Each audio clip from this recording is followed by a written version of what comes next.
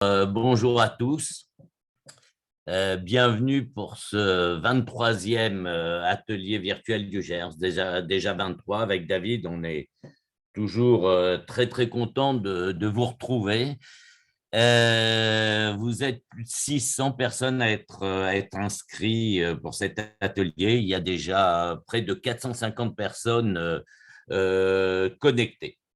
Donc, encore une fois, merci à vous tous pour votre fidélité. Alors, ces ateliers, ben, comme vous le savez, hein, ils sont réalisés par le GERS et tout cela est rendu possible grâce à tout l'écosystème CGDIM Pharma qui nous permet de récolter des données grâce à l'ensemble de nos activités au sein du groupe, qu'il s'agisse de l'activité au travers des logiciels médecins, pharmaciens, également au travers de notre activité chez Futura Media ou CMedia, chez Medexact aussi, les données de la BCB, tout ce que l'on peut avoir via également Edifarm. Donc tout cela, tout cet écosystème CGDIM nous permet de pouvoir alimenter ces ateliers.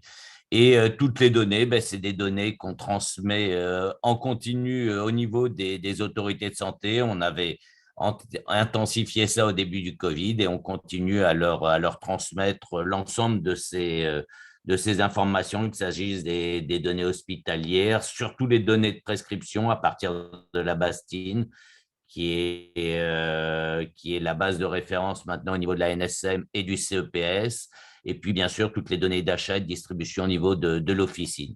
Et que ce soit l'assurance maladie, la NSM, la DGS, le ministère, l'ensemble de ces structures attendent à chaque fois nos éléments.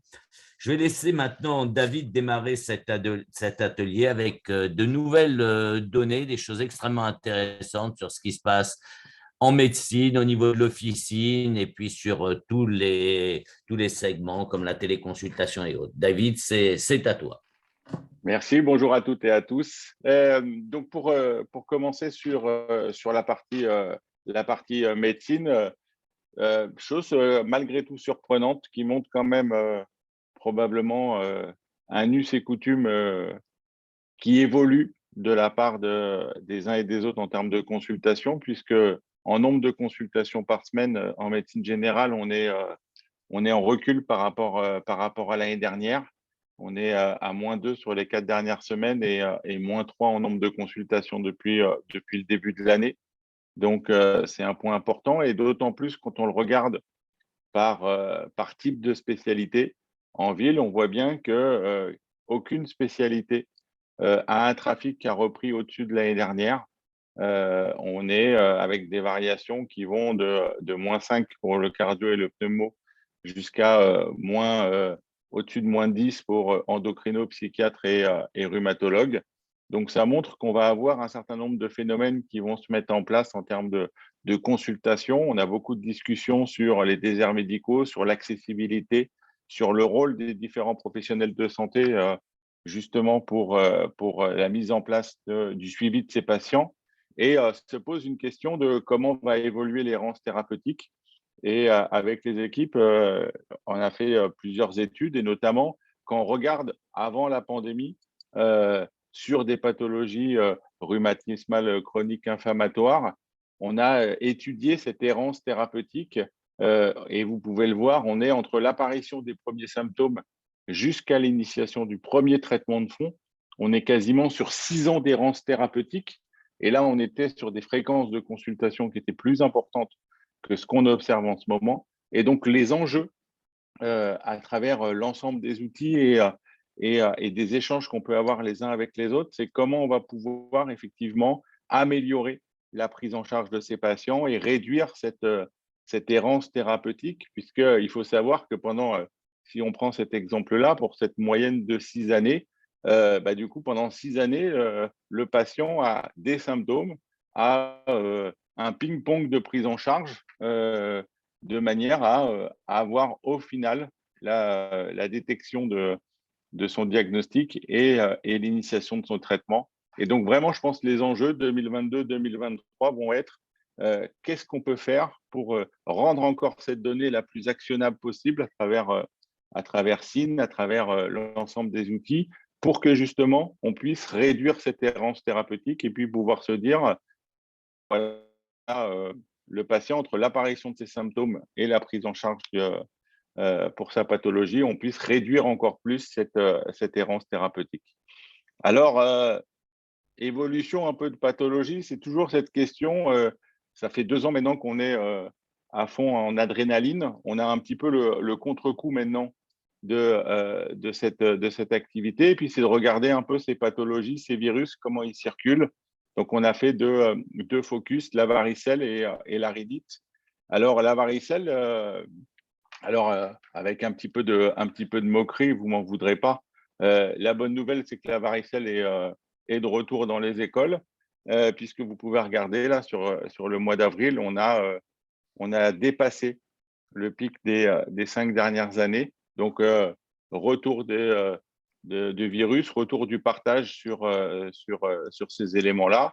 Et au même titre, quand on va regarder sur la rhinite allergique, on commence à avoir les premiers patients. On voit qu'on n'est pas arrivé encore au même trend que les autres années, mais on n'y est pas loin. Et globalement, on retourne un peu à la vie d'avant en termes de circulation des virus et en termes de quotidienneté. Alors, téléconsultation, mais là, je pense qu'on peut le dire et vous me l'accorderez, je pense que là, on plafonne, hein, on bouge quasiment plus depuis de nombreux mois, autour de 4% de téléconsultation. On est toujours dans cette recherche de comment on va pouvoir l'intégrer dans le quotidien. Et c'est vrai que l'un des éléments qui peut être intéressant, c'est la place du réseau officinal dans la prise en charge ou la réalisation de téléconsultations. Là, on pourrait être un petit peu en hybride, c'est-à-dire à la fois physique avec l'apport du réseau officinal et à la fois en digital pour l'échange avec le médecin. Aujourd'hui, on a globalement, depuis ce début d'année, à peu près 10% des pharmacies qui ont réalisé de la téléconsultation, qui ont fait au moins une téléconsultation. Et ce qui est intéressant, c'est quand on met en miroir la pyramide des âges entre les patients qui viennent chercher du médicament remboursable. Donc, on voit la pyramide plutôt sur des tranches d'âge autour de Patrick et plus. Et d'un autre côté, plus du coup des profils comme moi, jeunes, autour de 20-25 ans, en termes de réalisation de la téléconsultation. Ça montre aussi que deux phénomènes. Le premier, c'est que ça permet d'avoir des passages aussi de patients plus jeunes en pharmacie pour cette prise en charge globale de sa santé. On a vu que toute la jeune génération a découvert le réseau officinal avec la réalisation des tests antigéniques. On voit que la téléconsultation permet aussi d'accompagner des patients dans cette prise en charge au sens global du terme, et donc à suivre dans les prochains mois pour voir comment ça évolue et est-ce qu'effectivement la téléconsultation s'implante plus fortement dans la pratique quotidienne du réseau officinal.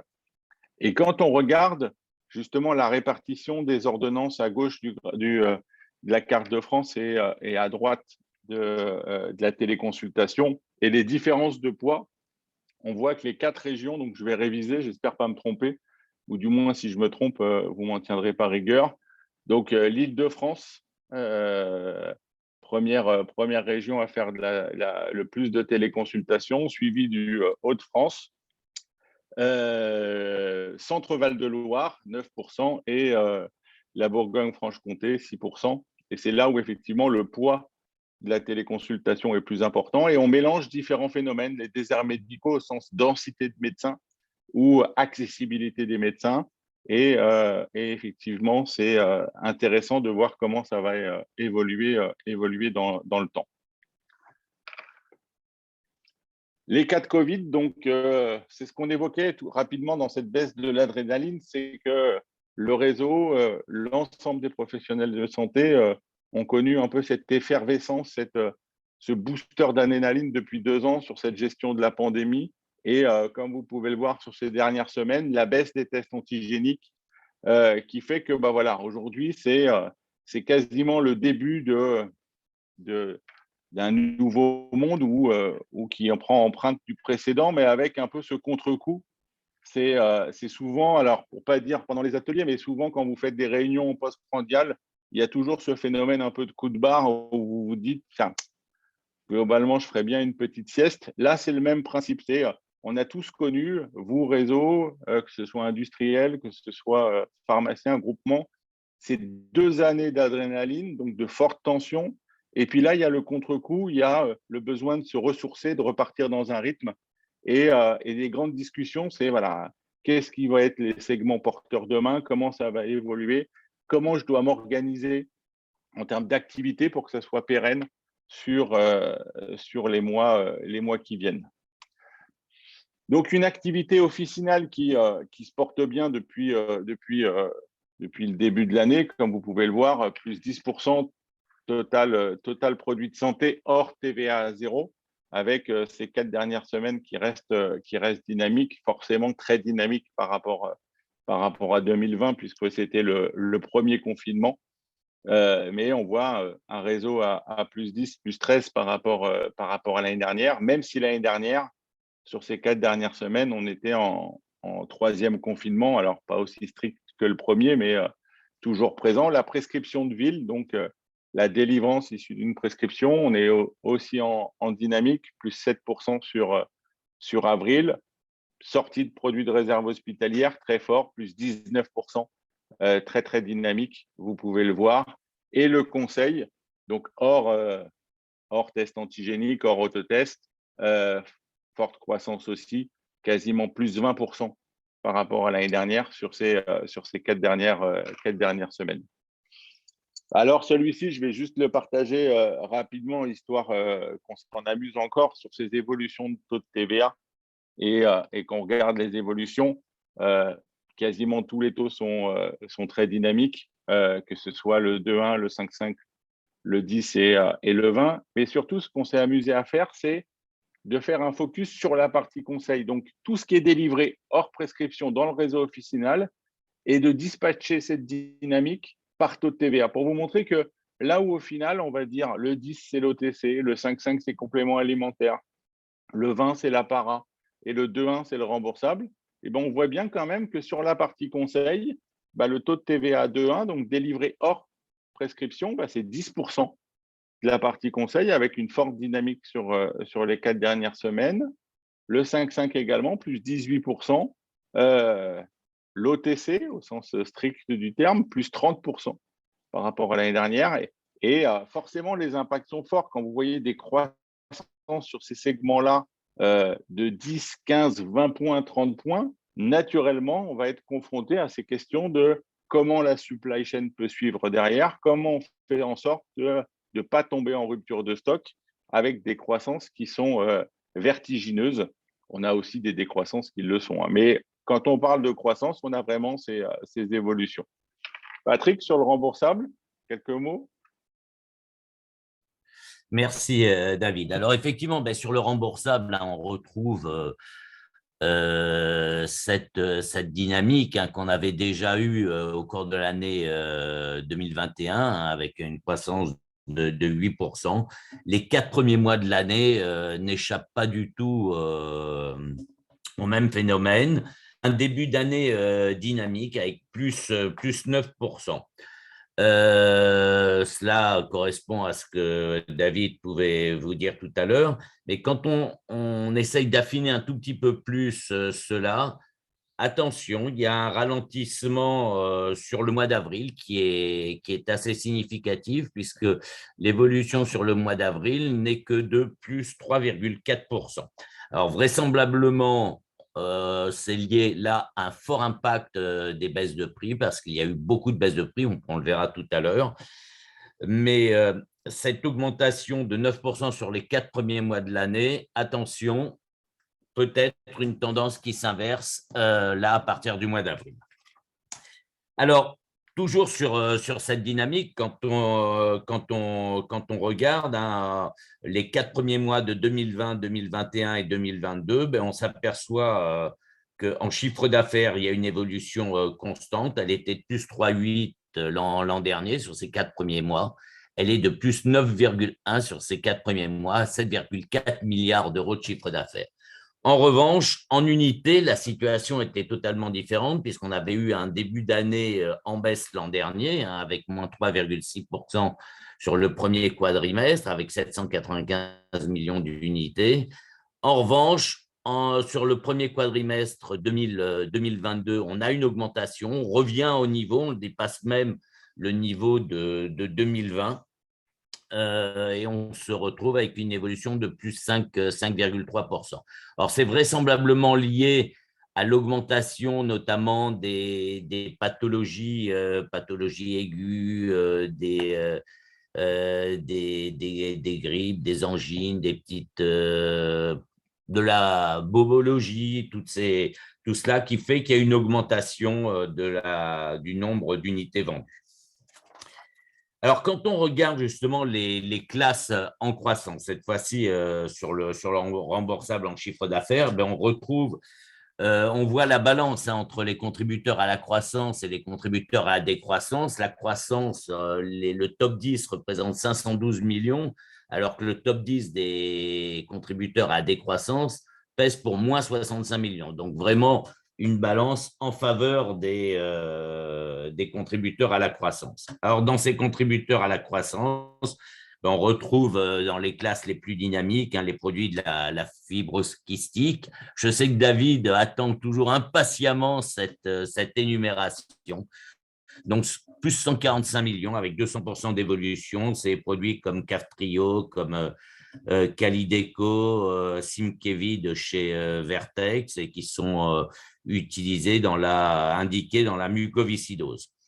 Dans la N07C, c'est les autres produits du système nerveux central. Il y a eu 103 millions de croissance, plus 240% d'évolution.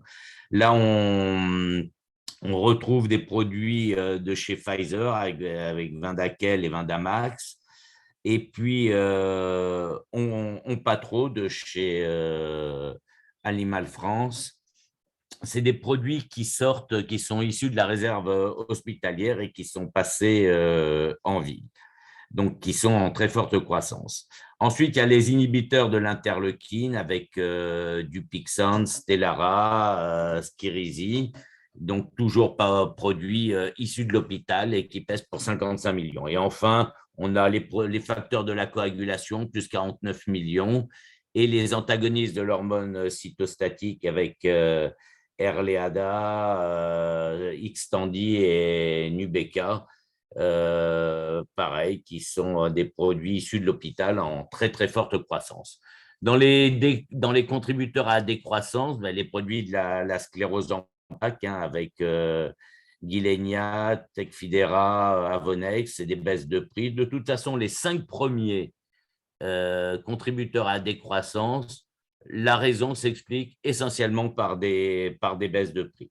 Donc, les antiagrégants plaquettaires avec Duoplavin, Cardégique, Clopidogrel, les antipsychotiques avec Zéplion, Risperdal Consta et Tertian, les antiviraux avec Epclusam, Aviret, Arvoni. Bon, tout ça, ce sont essentiellement des baisses de prix. Alors, quand on regarde après la même analyse, mais en unité, là, on s'aperçoit que en unité, on a le même phénomène. Le top 10 des contributeurs à la croissance pèse pour plus 43 millions, presque 44 millions d'unités. Le top 10 des contributeurs à la décroissance, moins 6 millions d'unités. On retrouve les analgésiques non narcotiques antipyrétiques avec Doliprane qui a fortement augmenté cette année, Dafalgan, Nefopam de chez Viatris, mais Doliprane et Dafalgan sont très loin devant en termes d'augmentation et en termes de delta d'augmentation. Ensuite, les pénicillines également à spectre large avec les différentes amoxicillines des différents génériqueurs qui ont fortement progressé. Donc, les pathologies hivernales qui ont repris, les antitussifs également avec hélicidine, tucidane, biocalyptol. La rhinologie, encore les mêmes pathologies, tixocortol, pivalone, rhinomaxyle, avec des deltas d'évolution pour, par exemple, tixocortol, qui est de 370 000 unités supplémentaires en 2022. Et puis les antispasmodiques et anticholinergiques, Spasfon, essentiellement avec plus d'1 200 000 unités supplémentaires sur la période.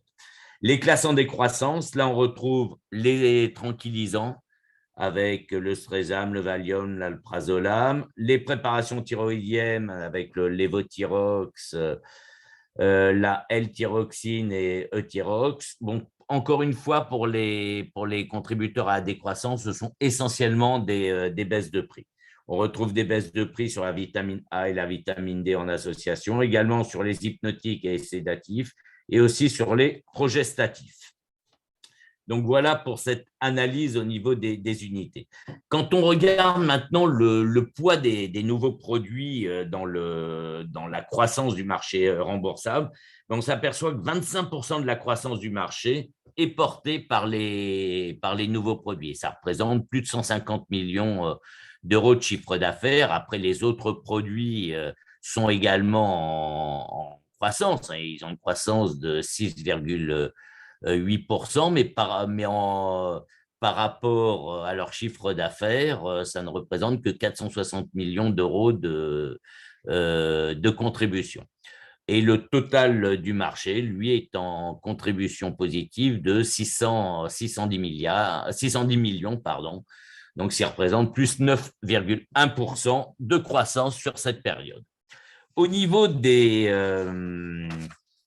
comment dire, alors de ces nouveaux produits, on retrouve des produits comme Kaftrio, c'était la slide précédente, David, qui est à 111 millions de chiffre d'affaires. On retrouve Vindamax, Kesanta de chez Novartis, Simkevi de chez Vertex encore. Et bon, après, beaucoup d'autres produits, mais des produits qui ont une très forte croissance sur cette période. Alors, justement, les taux de pénétration des génériques, donc lui, il est en augmentation, et notamment depuis le début de l'année 2022, il y a eu un gain de 0,7 points sur les 4 premiers mois de l'année. Donc, on va se retrouver vraisemblablement avec une année 2022, avec une augmentation du taux de pénétration des génériques assez importante.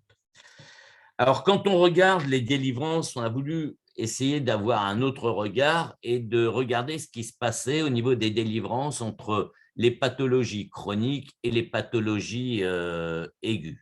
Donc, c'est une segmentation qui a été basée sur les classes thérapeutiques.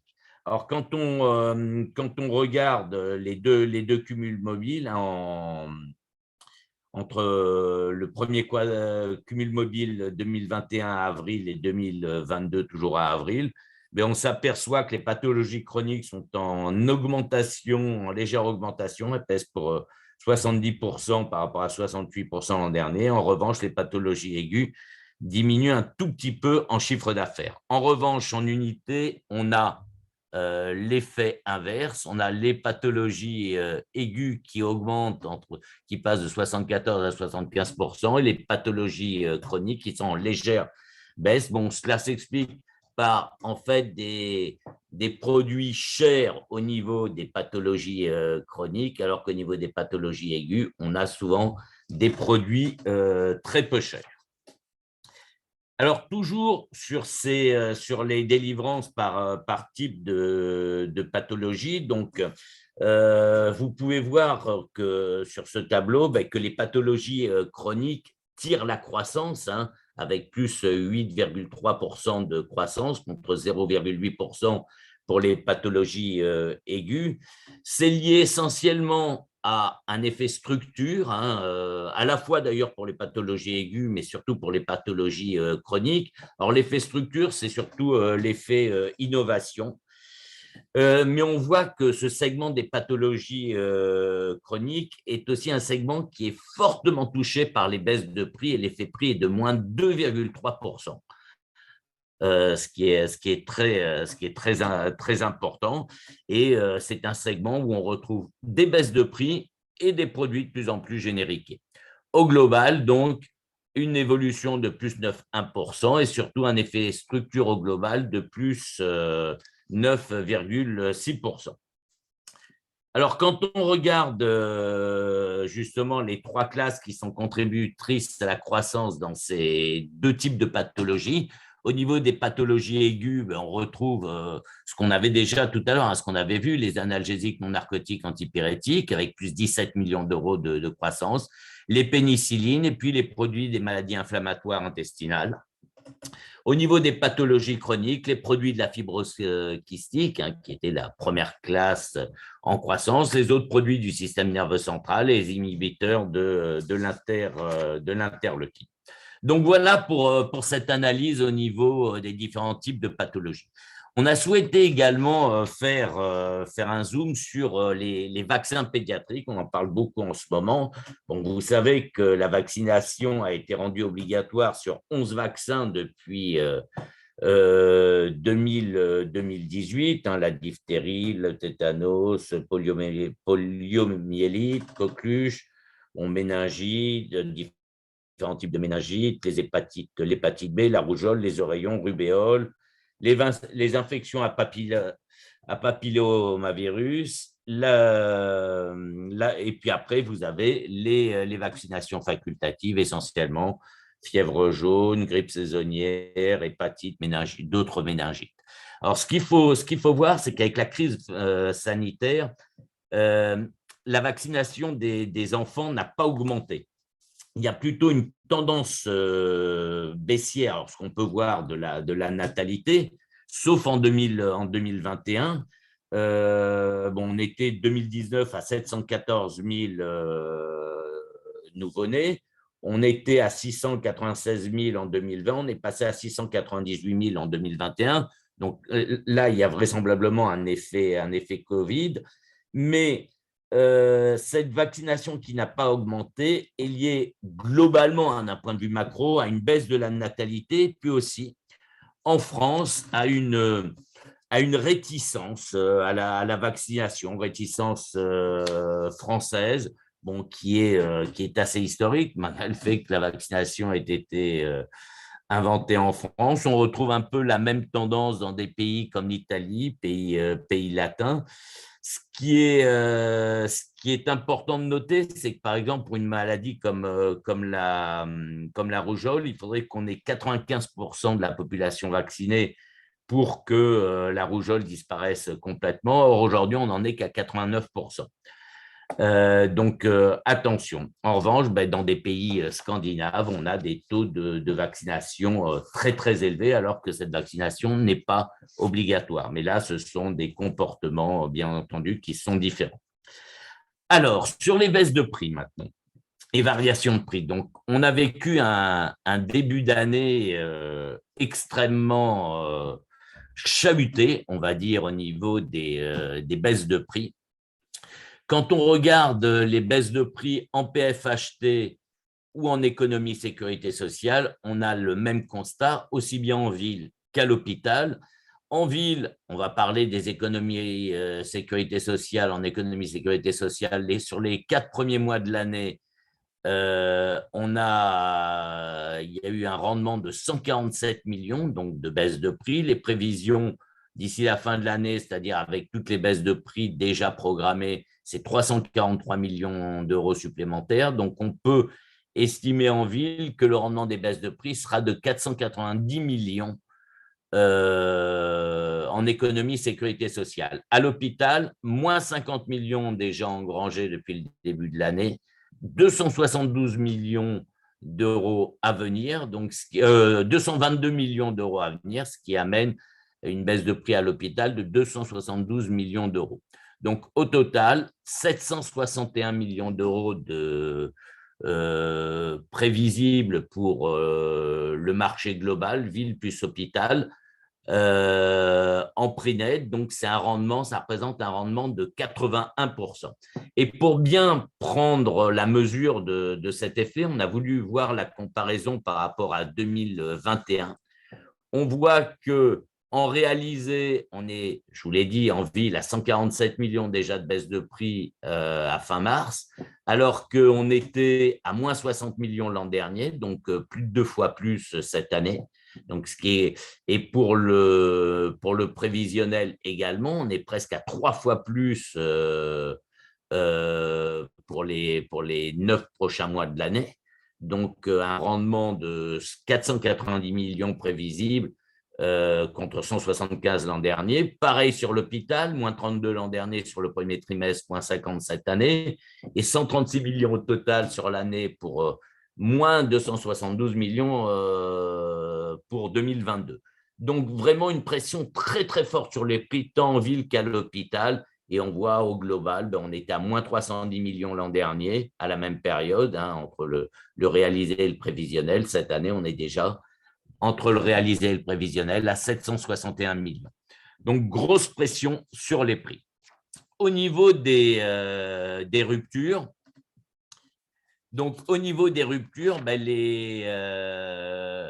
les ruptures sur l'ensemble du marché officinal sont en augmentation et une forte augmentation sur les dernières semaines. On voit que la tendance est vraiment haussière. C'est lié à un marché qui est de plus en plus tendu, avec, il y a eu des augmentations fortes et c'est vrai qu'au niveau de la production, c'est assez difficile de tenir ces évolutions. Et bon, après, il y a eu aussi d'autres phénomènes qui sont intervenus, des fermetures sur certaines lignes de production pour changement de machine sur un produit. Bon, voilà, des phénomènes spécifiques, mais tout cela fait que les ruptures ont tendance à augmenter depuis le début de l'année. David, peux-tu nous dire ce qui s'est passé sur le marché du conseil sur ces dernières semaines? Uniquement parce que c'est toi. Merci. Sur la partie conseil et avant tout sur l'automédication, donc la délivrance de médicaments sur le conseil du pharmacien.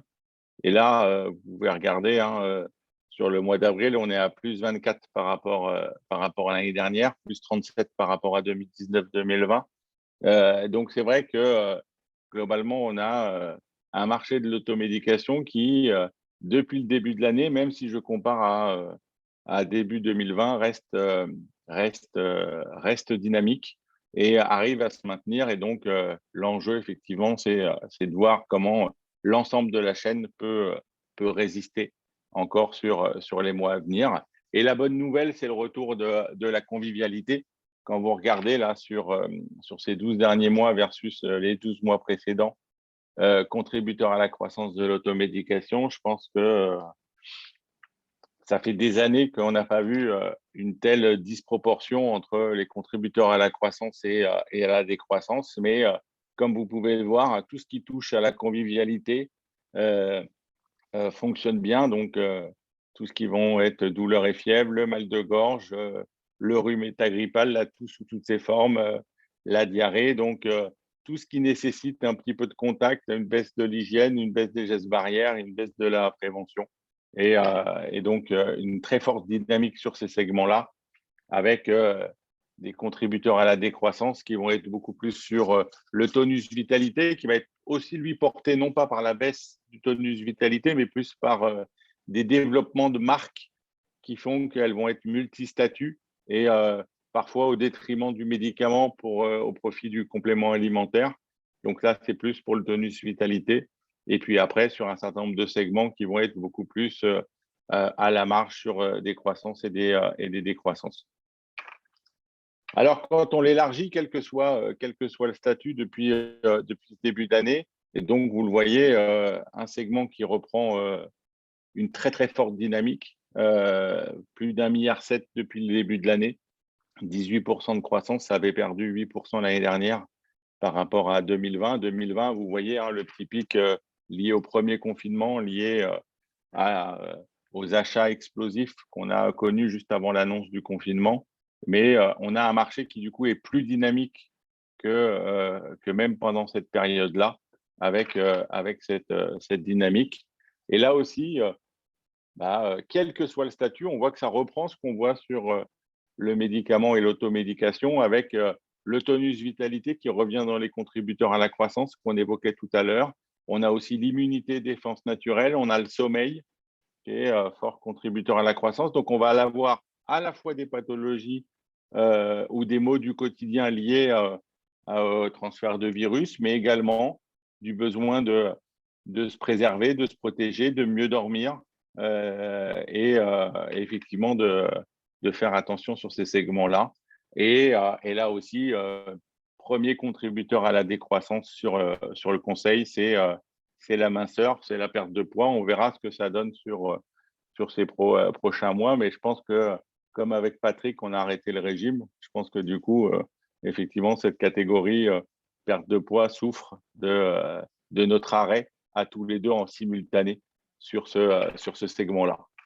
Et puis, c'est vrai que ce qui montre quand même que les choses sont compliquées en termes d'analyse. Regardez le marché de la santé, qu'on pourrait mettre santé familiale, de la nutrition au sens large du terme, plus 17,7% de croissance depuis le début de l'année. Top 20 des laboratoires sont tous en croissance. Et c'est l'enjeu de demain. C'est comment je fais en sorte, en termes de parts de marché, de gagner des parts de marché. Vous le voyez, il y a des segments qui sont en forte involution, il y en a qui sont en forte évolution. Et le gros enjeu de demain, c'est comment je fais pour être plus dynamique que le marché. Comment, effectivement, est-ce que je peux me satisfaire d'un plus 12, d'un plus 13?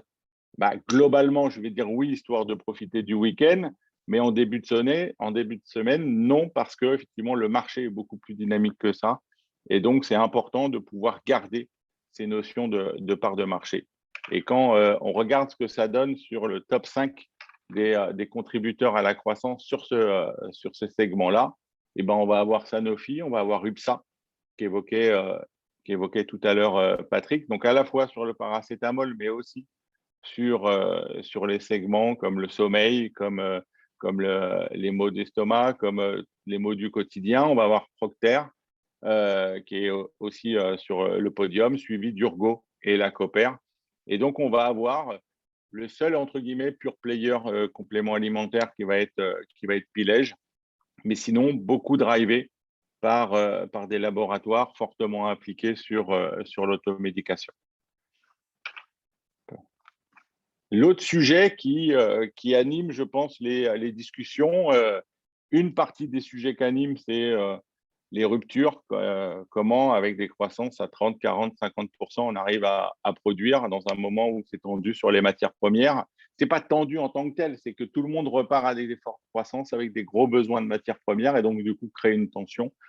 Et l'un des sujets, c'est l'inflation. Comment se répercute-t-il sur les produits de conseil au quotidien? Donc, comme vous pouvez le voir, donc on va le suivre au fil du temps. On est passé sur une base 100 de janvier 2020 pour regarder un peu comment il évolue au fil des mois. Et on va voir notamment sur ce deuxième trimestre et surtout sur le deuxième semestre comment vont être impactées les augmentations de prix à tous les niveaux de la chaîne, que ce soit en matière première, que ce soit ensuite quand l'industriel répercute ou non une partie de l'augmentation des prix, puis après sur le consommateur.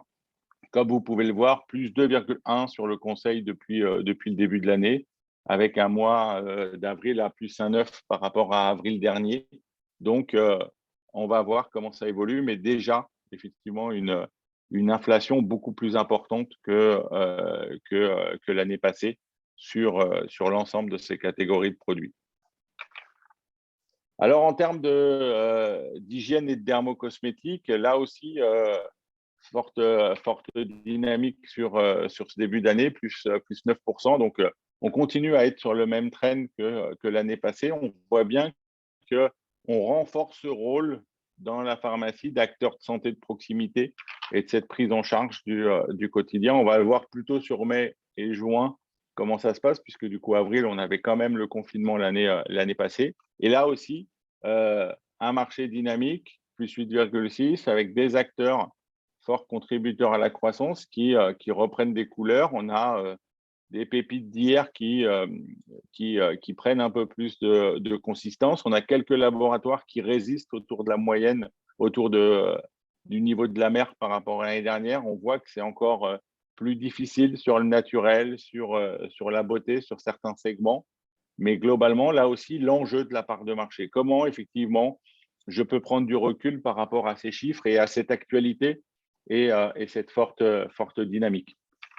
Et quand on observe le top 10 des contributeurs à la croissance, on a aussi bien de la dermo, de l'hygiène, de la cosmétique. Vous regardez, on va avoir l'Aven et la Roche-Posay, deux premiers contributeurs à la croissance. La Rosée qui continue ses croissances dynamiques, 97% par rapport à l'année dernière. Donc, on continue effectivement cette implantation. On a SVR qui continue aussi petit à petit avec un très bon démarrage pour ces deux derniers sur le solaire sur ce début d'année.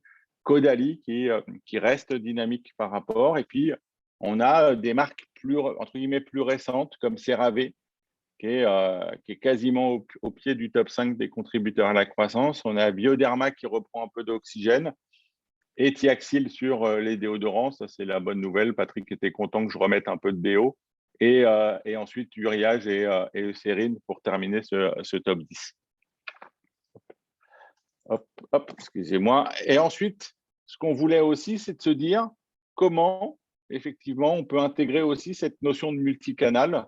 Avec les équipes, on a lancé en début d'année la lecture sur les enseignes de parapharmacie et de se dire c'est quoi le trafic, comment on peut mettre en miroir ce qu'on a vu sur la pharmacie et ensuite sur les paras. Donc, c'est Gers Para. Et là aussi, vous pouvez voir par rapport à l'année dernière, du coup, le marché des enseignes est dynamique, plus 11% sur cette partie-là, à mettre en regard de ce qu'on observait tout à l'heure, notamment sur la partie conseil. Donc, on voit quand même que l'ensemble des deux segments sont dynamiques sur ce début d'année, sur ce conseil-là, et deux fois plus dynamique que ce qu'on observait entre 2021 et 2020. Rappel, troisième confinement pour l'année dernière sur la fin de cette période-là. L'enjeu, on le voit de plus en plus, et c'est toujours d'actualité, c'est cette notion de comment je peux être le plus proche possible du quotidien et de l'actualité. Là aussi, quand vous regardez les dynamiques, beaucoup de laboratoires dynamiques sur ces enseignes de para. On va avoir La Roche-Posay qui est, premier acteur, première marque en parapharmacie, suivi de Aven et Bioderma, puis Nux et Caudalie. On a SVR qui gagne 3 places. On a dedans premier acteur qui n'est pas de la dermo, qui est plus essentiel, qui lui perd une petite place. On a Arco également qui est présent. Sinon, globalement, on va avoir beaucoup de laboratoires de dermocosmétiques qui sont fortement implantés en parapharmacie.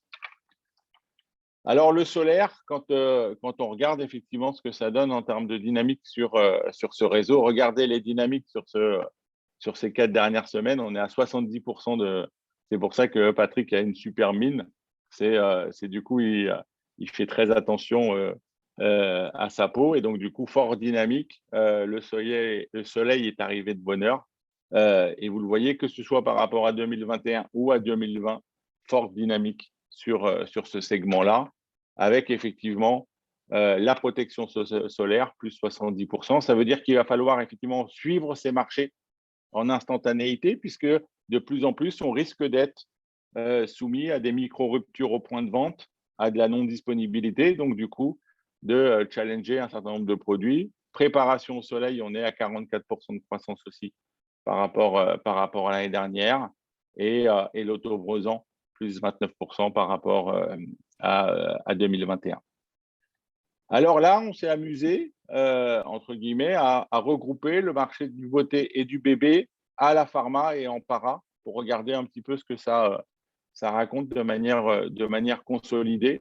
Et là aussi, vous pouvez voir globalement une parapharmacie ou une pharma qui garde sa position. 80% du business est fait en pharmacie et un peu moins de 20% sur les enseignes de parapharmacie. Donc, on avait plus 8 entre 2020 et 2021, plus 9 entre 2021 et 2022, avec effectivement des rapports de force qui se maintiennent, une dynamique qui est là.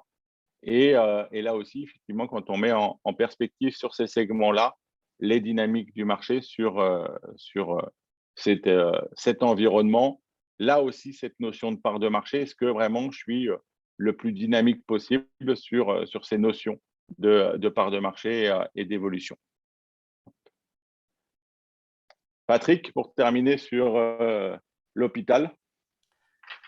Merci David. Donc effectivement, à l'hôpital, on retrouve un peu une situation assez comparable à celle qui se passe sur le marché remboursable en ville, avec des chiffres un peu moins porteurs, mais une croissance qui est toujours là. On était à plus 7% l'an dernier, on est à plus 4% au chiffre d'affaires sur les 4 premiers mois de l'année. En UCD, on voit que l'an dernier, il n'y avait pas eu de croissance, c'était resté stable. Et depuis le début de l'année, on retrouve une dynamique. Cela se confirme et se traduit vraiment sur le premier quadrimestre. L'an dernier, on était à moins 0,1% en PFHT, on est à plus 4,3% sur les 4 premiers mois de 2022. Mais attention, même warning que pour la ville. Les chiffres du mois d'avril alors je ne vais pas dire qu'ils sont en forte baisse, mais ils sont en recul, puisque à l'hôpital, au mois d'avril, on est à moins 3,6%. Alors que donc, le quadrimestre est à plus 4,3%, le mois d'avril est à moins 3,6%. Cela est lié essentiellement à des baisses de prix. En UCD, là, on n'a pas du tout la même situation. On était en baisse sur le premier quadrimestre 21 avec moins 11,4%. On est en augmentation pour le premier quadrimestre 2022. Bon, c'est toujours pareil, c'est lié à la reprise à l'hôpital et sur certains produits de fort volume, mais qui sont des produits moins chers. Les classes en croissance à l'hôpital, les contributeurs à la croissance et à la décroissance, on retrouve un delta qui est toujours en faveur, David, des contributeurs à la croissance, mais avec un delta qui est quand même moins fort qu'en ville. On est à plus 335 millions pour les 5 classes qui tirent la croissance à l'hôpital et moins 100 millions pour les 5 classes qui tirent à la décroissance à l'hôpital. Alors, il y a les antinéoplasiques anticorps monoclonaux. David, je sais que c'est une classe que tu suis. Non, on ne va pas tout de suite passer là-dessus. C'est une classe que tu suis de près, plus 22%. Après, les antinéoplasiques inhibiteurs de la protéine kinase, là, vous retrouvez Calcans, Tagrisso, l'asciminib.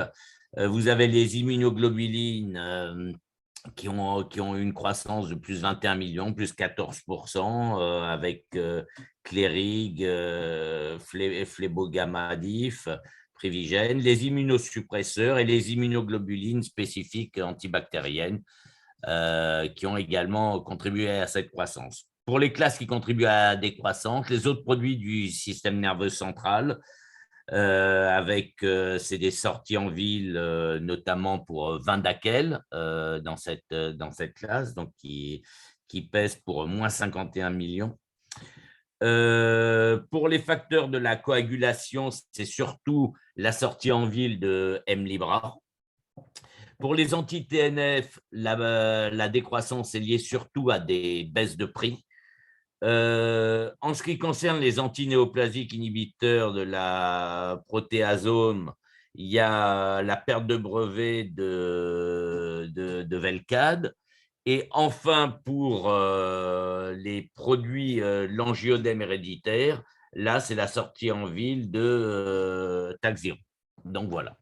Donc, tout cela pour explique cette situation à l'hôpital. Néanmoins, on a voulu faire un zoom sur la L01G, donc les antinéoplasiques anticorps monoclonaux, Et là, on s'aperçoit que c'est une classe qui est extrêmement dynamique et ce depuis longtemps. En 2021, elle a eu 29% de croissance et sur le premier quadrimestre 2022, elle continue sa croissance avec plus 22%. Donc, une classe qui impacte très, très fortement l'évolution du marché hospitalier. Bien sûr, ce sont des produits chers, donc on les retrouve avec cette évolution dans les contributeurs, puisque c'est la première classe contributrice à la croissance. Voilà. Donc, merci beaucoup. Merci à toutes et à tous. Merci à toute l'équipe Gers Data qui nous a aidés à préparer ces ateliers pour que David et moi puissions vous présenter ces chiffres. Merci à vous tous d'avoir été présents, encore très, très nombreux. Et on sera très heureux de vous retrouver au mois de juin pour le 24e atelier. Et pour cet atelier, nous vous proposerons un questionnaire en ligne pour savoir ce que vous attendez de ces ateliers, comment vous souhaitez les voir évoluer. Et vous savez que nous sommes très, très attachés à vos remarques. Nous espérons que vous serez aussi nombreux à être présents et surtout aussi nombreux à y répondre. Merci beaucoup et très bonne journée à vous tous. Au revoir.